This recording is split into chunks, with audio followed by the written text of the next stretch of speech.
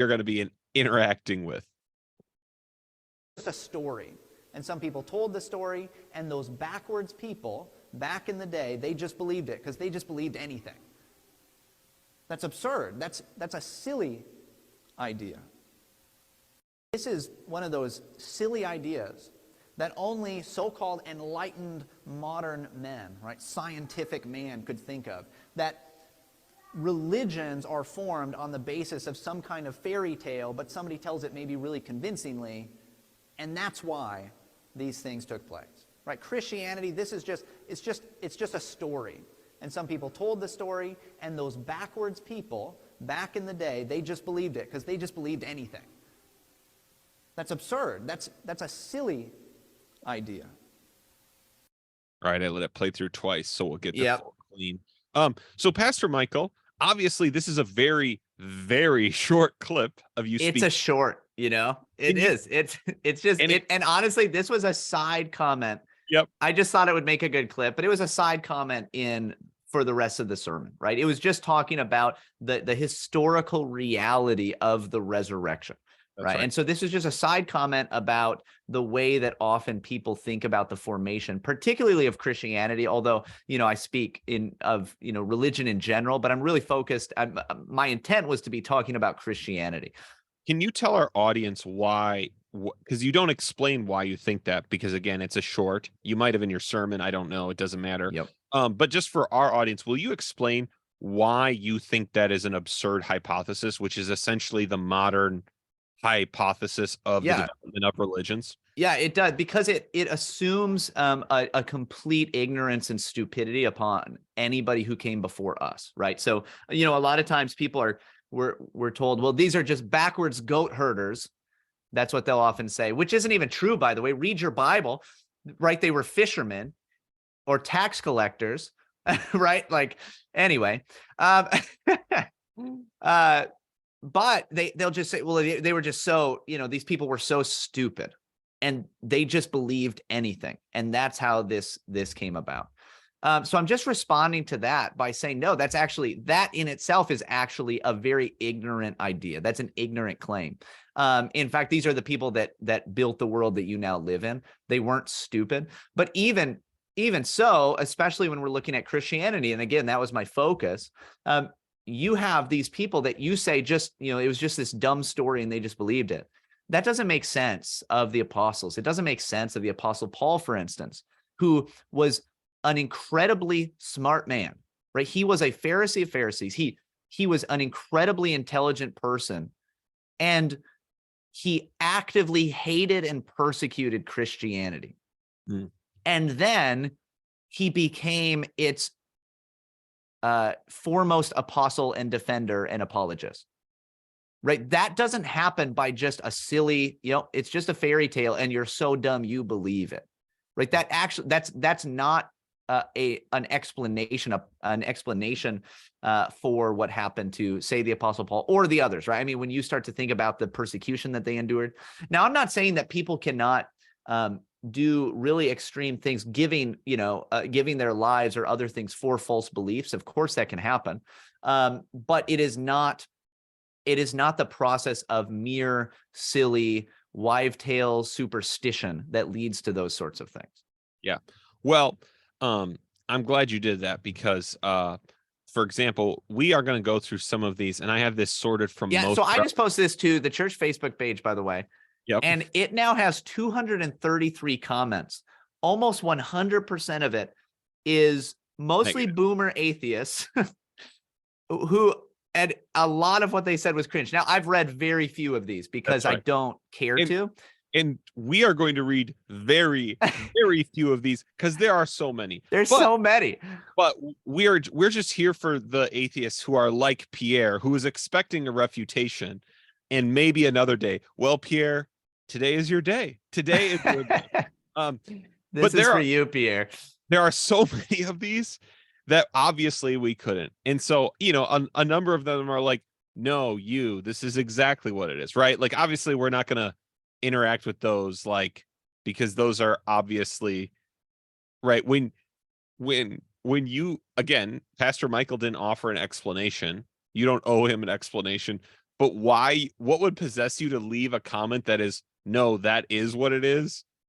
In like in any way would be interesting. So God bless him, actually. And I'm hopeful that in doing this, they saw the truth. But what this did, what I loved about it, and the reason I even just left all the comments, most of them being, you know, really mocking of me or the church or God.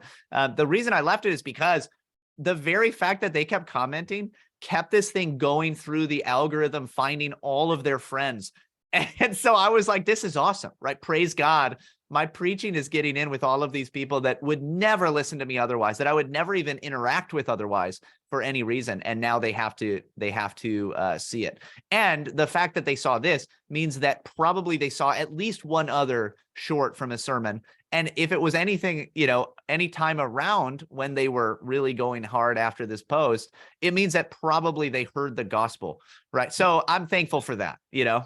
So let me just say, as we interact with a few of these, I just want Christians not to be afraid of atheist objections, because let me just bust one. And they're going to have a YouTube link with all the sources for this. The Bible. Oh my goodness, this is bad. The Bible was written between 400 BC through about 900 AD, and even secular scholars today would not accept these dates. So just, you know, that's error number one. Before Rome presented it to the Jews as the official account of the Bible, error number two, and it was not even published until 13th and 14th century AD, and the King James Bible was not published until 1611. Error. This is all that was. It's all right, and it's from a podcast called Forbidden Knowledge.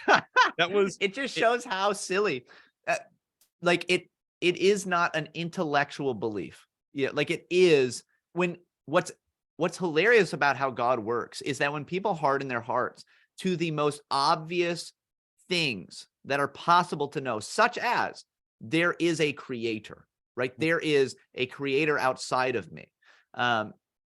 When somebody hardens their heart against such a clear reality like that, he gives them over to their foolishness so that somebody can say something so absurd. When you and I have read scriptures from well before the 900s, when evidently they were presented to the Jews. The Christian scriptures, ironically enough, were presented to the Jews who did not receive them. Also, the 900s, like what? I don't know. So Pastor Michael, I'm gonna pick a few of these in a few genres. There's the most interacted with comment, and this is an entire genre of these. Here's the explanation, actually. Every society creates gods. It's just human to create these kinds of visions. Now, I'm going to give one brief response, and if that suffices for you, we can just move on. Your answer is right. Every society does do this. It's true. You still haven't explained to me why. You haven't told me why, because a perfectly logical and rational explanation of why is because there is a God. Right, because it's obvious and clear to everybody except for you and your 100 friends that listen to the Forbidden podcast or whatever it is, right? You have to determine why, if you want to use Occam's razor, which is a favorite, why the answer wouldn't be everyone thinks this in general, because this is actually a common, because it's the closest to reality, right? Well, and you know, if this is true, that yeah, every human society does this, everybody just does this, it's human, then why don't you, right? That's actually a better question. If everyone else has always done this, then why are you doing something different? Now, I know you think it's because you're so much smarter than every person that's ever lived, right? But that's actually the most arrogant and blind conclusion that you could come to in such a case. Right. So here's another one. This is from a very smart guy, by the way. So is the Loch Ness Monster, but many people believe in it or want it to be true. Same thing. Pastor Michael, how would your belief in God be different than the credulity it would take to just simply accept the existence of the Loch Ness Monster? So, I mean, he's writing this living in a world that was built by Christians. I mean, built by Christendom. You know, like he's he's trying to use he's trying to use, I'm not saying he's using, but he's trying to use, for instance, logic, something that he's doing because, again, as we talked about, he's living in a world that he denies exists, right? Like the kind of world that God actually made. But also, like, so the whole, civilization that you live in was not built off the belief of the Loch Ness Monster. The vast majority of people, not just people in general, right? Not just the so-called goat herders that you believe, which, by the way, anybody who herds goats does know factually more things than most of these people, right? Like they are actually far superior in intellect because they herd goats, right?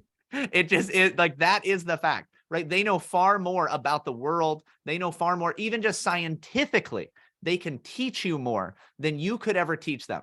So to mock them as goat herders is ridiculous. And again, as we said, they actually weren't goat herders. So that's also silly. But like, these people built the world that you live in, and now complain about them in. Also, the vast majority of these people, not just regular people, but intellectuals, right? Like the most well-trained, the most well-read, the most philosophically astute, the most involved in the sciences, right? Every branch of science that I'm aware of traces itself back to Christians, right? So these are the people that you're saying they're just like somebody that believes in the Loch Ness Monster, right? Also, the similarity breaks down, right? Like, that's it, right? There's no similarity because we're talking about the very fundamental nature of reality and how it can be and what it means to exist or to just be at all. Yes. And to say that the Loch Ness Monster has anything to do with that kind of a conversation of transcendent reality is, again, it is an absurd categorical error that shows, once again, that atheism is cringe. Right. How you come to the answer of if something lives in a lake and a metaphysical claim are two completely different questions. Totally. All right, let's do two more quick because there are two big genres. So here it is. So this is the you got it. There are thousands of religion and they're totally different and they think they're right and everyone else is wrong. So this one's actually more interacting with your claim. Christianity specifically is not a fairy tale. And his answer would be, well, that's what Buddhists, Muslims, Mormons, Hindus, right? Come on. There's all these answers and they all make the exact same claim as you. There's no superiority there. Therefore, it is a fairy tale. Right. Well, actually, again, this is not that different from saying, yeah, this is just what all human societies do.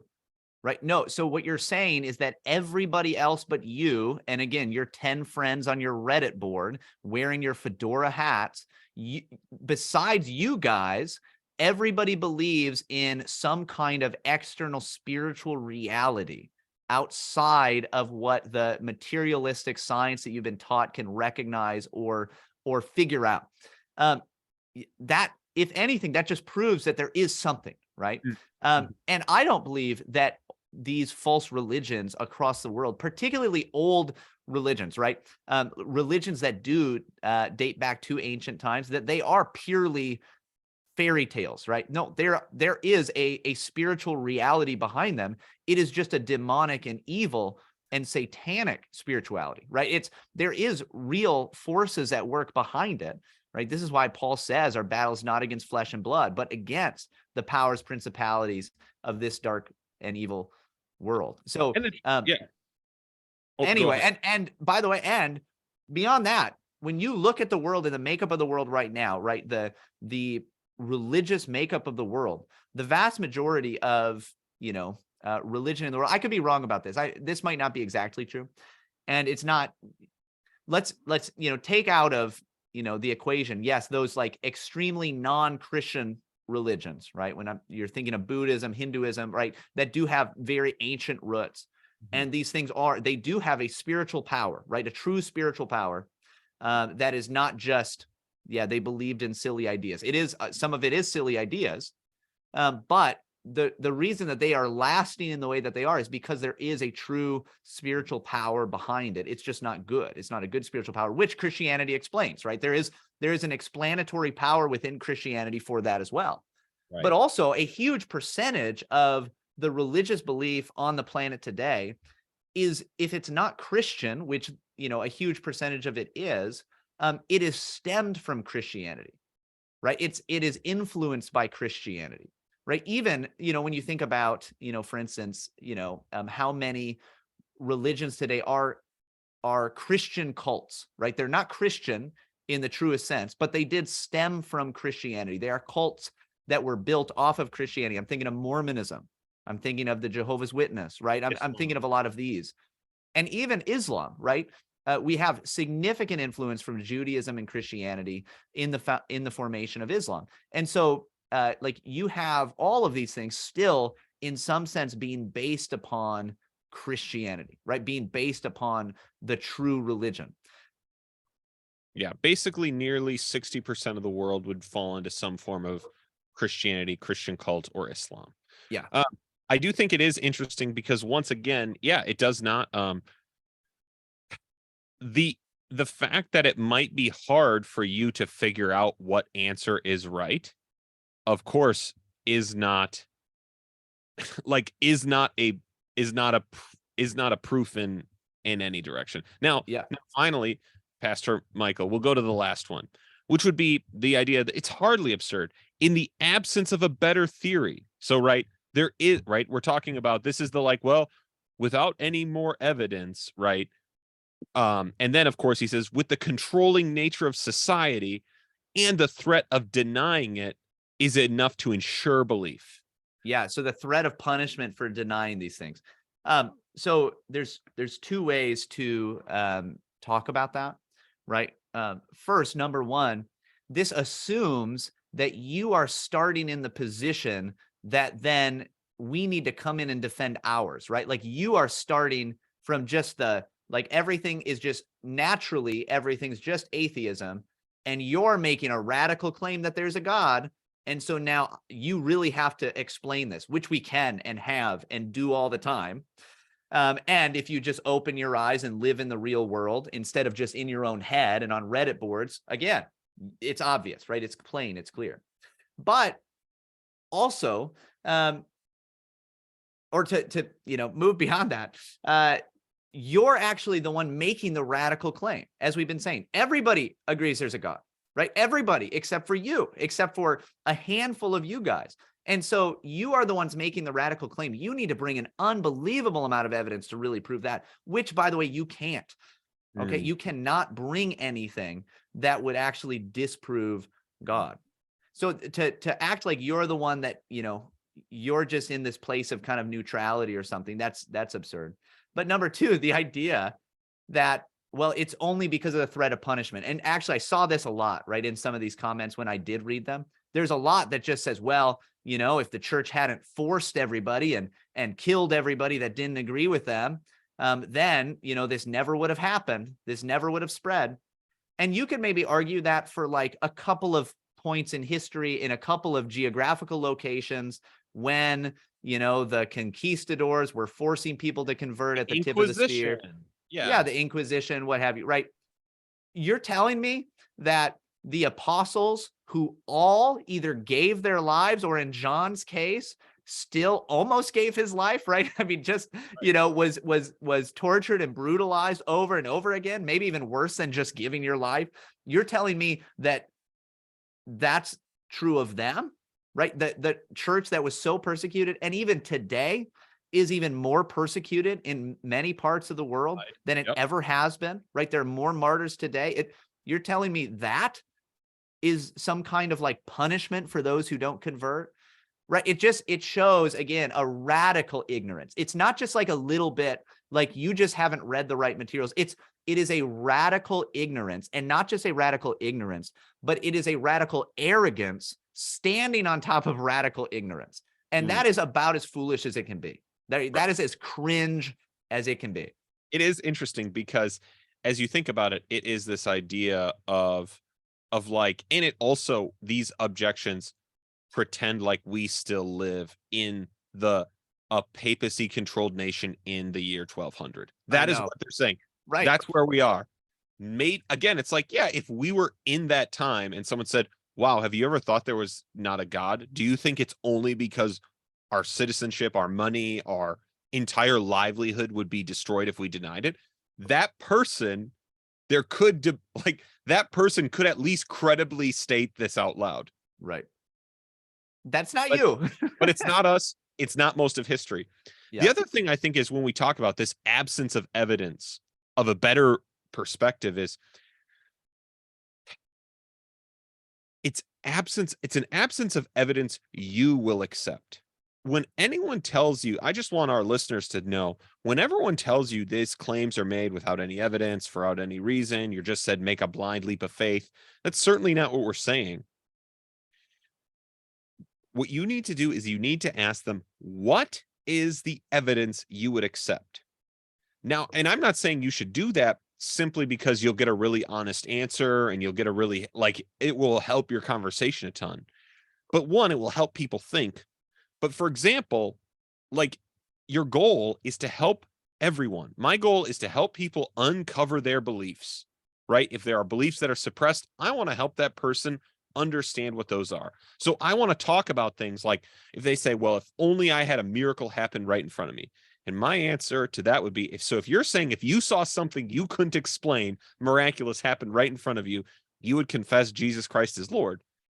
Don't you think you would probably look for alternative explanations of it? Isn't that what you would actually do? Or you might tell me that science may not have been able to explain all of this yet. Isn't that what you probably would do? Right? You've just done that with everything else. Because at the end of the day, and this is why starting in Romans today in the episode was such a good place. The problem in Paul's day wasn't Paul saying the problem with the Gentiles is that they're so convinced of polytheism. The problem wasn't that our claims about Yahweh, the one true creator God, are so tough to believe by faith. But he said, no, they suppress the truth in unrighteousness. Yeah. The problem for anyone, and this is where while Pastor Michael has gone hard at his 200 new friends on Facebook, this is the sympathy we can have for those. Yes. The reason they must suppress the truth is because in their sin, just like you and I, in their sin, in any of us left in our sin, a confrontation with God would destroy us. And therefore, you either hide in Christ or you hide from God.